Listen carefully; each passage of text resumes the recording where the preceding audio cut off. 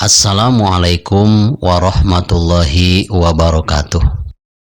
Alhamdulillahilladzi amarona bi ikramil ulama wa zazarona an ihanatil ulama. Wassalatu wassalamu ala sayyidina Muhammad wa ala alihi wa sahbihi wasallam, amma ba'du. Faqala Allahu ta'ala fi kitabihil karim, a'udzu billahi minasyaitonir rajim. Bismillahirrahmanirrahim. Innama yahsyallaha min ibadihil ulama. Sadaqallahul azim. Sahabat Sena Rahmatul Ummah yang saya cintai dan Allah muliakan, keutuhan suatu negara itu harus ditunjang dengan 4 faktor. Yang pertama, keutuhan negara akan selalu terjaga apabila bi'adlil umaro, mempunyai pemerintahan yang adil dan jujur dan benar. Yang mana pemerintahan yang adil dan jujur dan benar ini dari tingkat bawah sampai tingkat pusat. Yang kedua, keutuhan suatu negara akan ditunjang karena ada faktor yang kedua, yaitu dengan adanya ilmu para alim ulama yang menasehati rakyatnya, yang menasehati raja-raja atau pemimpin-pemimpinnya.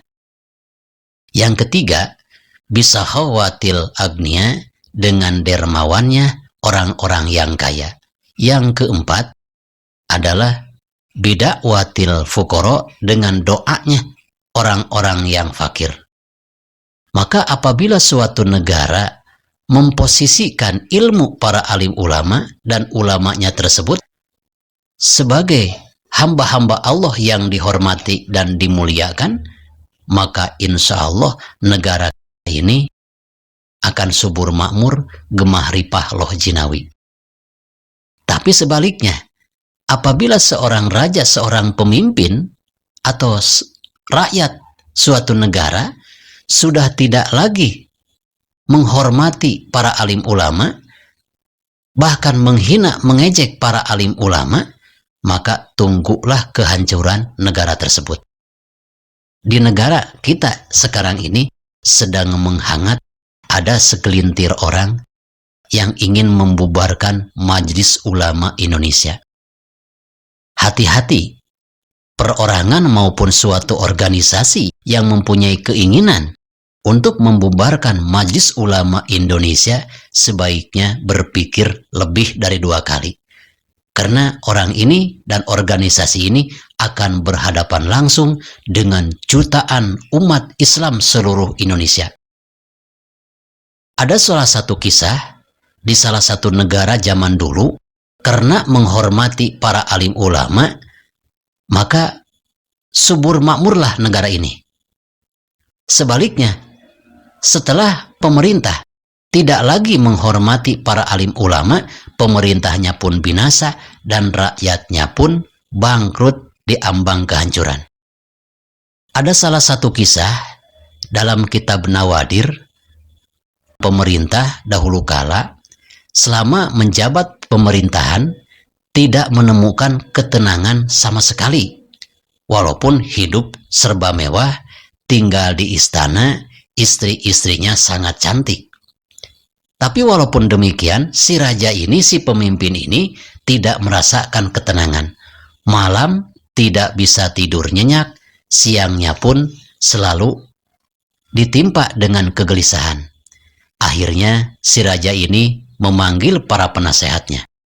Wahai para penasehatku, selama aku memimpin negara ini, sama sekali saya tidak pernah menemukan ketenangan. Apakah pemimpin-pemimpin negara yang ada di sekitar negara kita mengalami hal serupa? Maka para penasehat ini menjawab, pemimpin-pemimpin negara yang ada di sekitar negara kita hidupnya aman, tentram, damai, sejahtera. Rakyatnya mencintai rajanya, rajanya mencintai rakyatnya. Maka si raja ini bertanya, mengapa mereka bisa demikian? Maka para penasehat menjawab, karena mereka mempunyai seorang penasehat adalah para alim ulama. Dan apabila negara kita pun berkeinginan untuk menjadi negara yang subur makmur gemah ripah loh jinawi seperti negara tetangga kita, maka posisikanlah para alim ulama sebagai penasehat. Akhirnya si raja ini mengundang para alim ulama.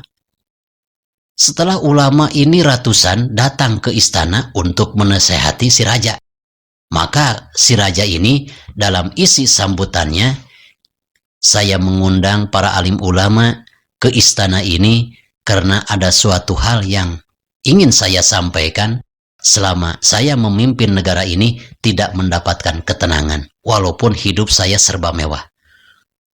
Saya ingin menjadikan negara ini subur makmur, diberkahkan oleh Allah Subhanahu wa Ta'ala.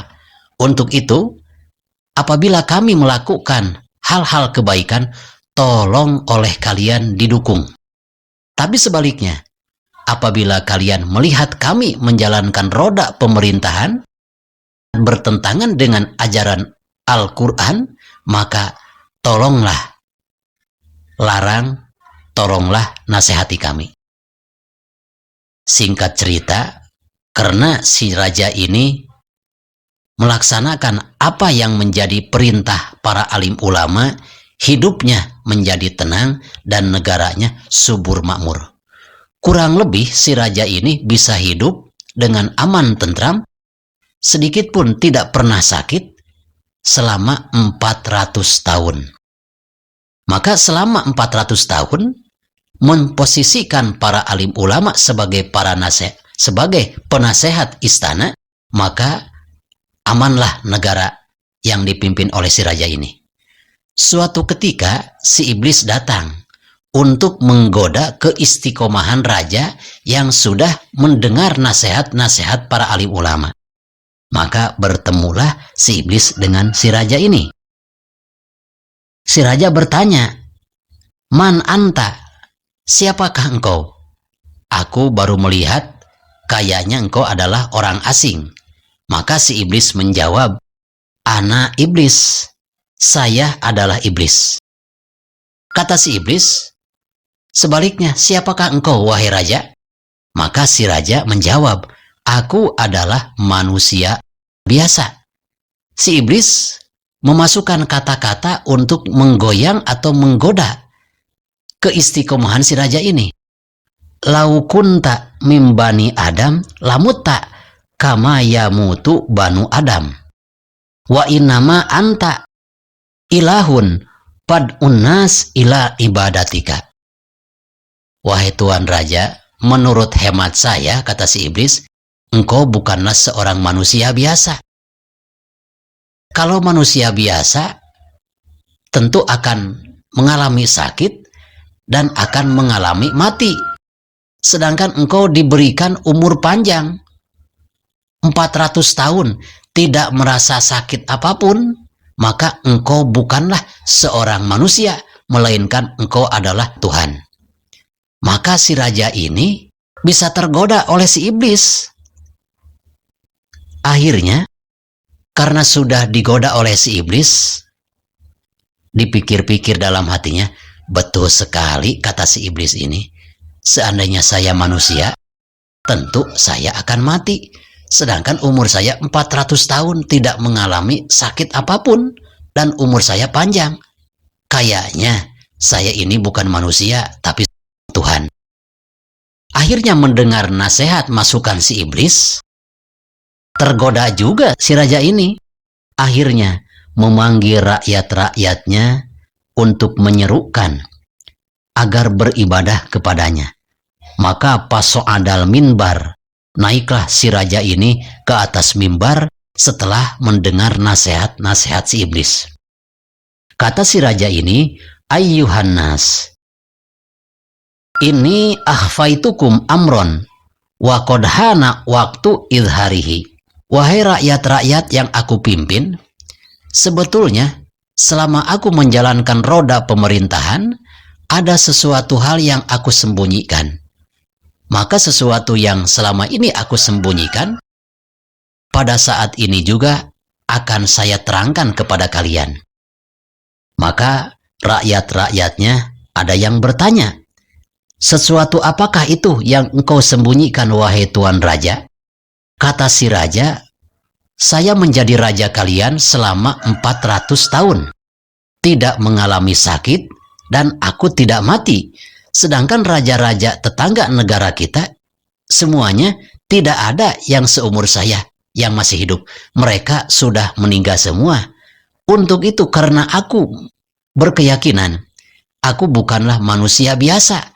Aku adalah Tuhan yang layak engkau sembah." Maka bergejolaklah negara yang dipimpin oleh raja yang tadinya istiqomah dan sudah digoda oleh si iblis. Terbagi dua, ada orang yang memang butuh jabatan tetap mendukung si raja walaupun dolim. Orang yang tetap beristiqomah atas ajaran Allah, karena ini si raja menyimpang, ditinggalkanlah, tidak menurut sama si raja ini. Karena ada sekelompok para alim ulama yang selama ini beristiqomah, selama si raja ini berpegang teguh pada ajaran Allah, maka tetap akan kami dukung. Apabila si raja ini sudah menyeleweng dan menyimpang dari ajaran Allah, kami akan meninggalkannya. Maka setelah si raja ini menobatkan dirinya sebagai Tuhan, maka Allah Subhanahu wa Ta'ala memerintahkan kepada salah seorang nabi yang ada yang hidup pada zaman si raja itu dan menasehati. Maka nabi ini menghampiri si raja dan menasehatinya, "Wahai raja, kami mendapatkan wahyu dari Allah Subhanahu wa Ta'ala. Allah Subhanahu wa Ta'ala berfirman untuk menasehatimu dan disampaikan kepada aku. Selama engkau menjalankan roda pemerintahan, selalu mendengar nasihat para alim ulama, maka Allah Subhanahu wa Ta'ala akan melindungi negaramu dari kehancuran. Tapi seandainya engkau sudah tidak mendengar lagi nasihat dari para alim ulama dan tergoda dengan si iblis, dan engkau menobatkan diri sebagai Tuhan yang layak disembah, maka tunggulah kehancuran." Rupanya si raja ini tidak lagi mendengar nasihat, walaupun dinasehati oleh seorang nabi. Kata si raja ini, "Kamu jangan ikut campur, ini adalah urusan saya. Saya bukanlah manusia biasa, karena kalau manusia biasa saya akan mati. Ternyata 400 tahun saya belum mati-mati, berarti saya bukan manusia biasa." Karena si raja ini tetap berpegang teguh atas ajaran bisikan si iblis, maka Allah Subhanahu wa Ta'ala menyampaikan wahyu kepada nabi yang hidup pada zaman si raja ini, "Beritakanlah, tinggal menunggu di ambang kehancuran negara ini. Negara ini akan diserang oleh raja-raja zalim." Sehingga tidak lama kemudian, selama 400 tahun si raja mendengar nasihat alim ulama, rakyatnya sejahtera, subur makmur. Tapi setelah digoda oleh si iblis dan menobatkan dirinya sebagai Tuhan, akhirnya negara-negara yang besar langsung menyerang negara si raja ini, sehingga rajanya dipenggal mati, harta kekayaan negaranya pun dirampas oleh raja-raja negara lain.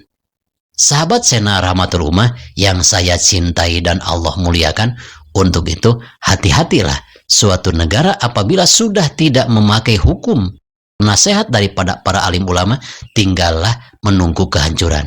Sebaliknya, apabila suatu negara mendengar nasihat alim ulama, insya Allah keberkahan dari langit akan turun, keberkahan dari dalam bumi akan dikeluarkan oleh Allah Subhanahu wa Ta'ala. Mudah-mudahan besar manfaatnya. Wassalamualaikum warahmatullahi wabarakatuh.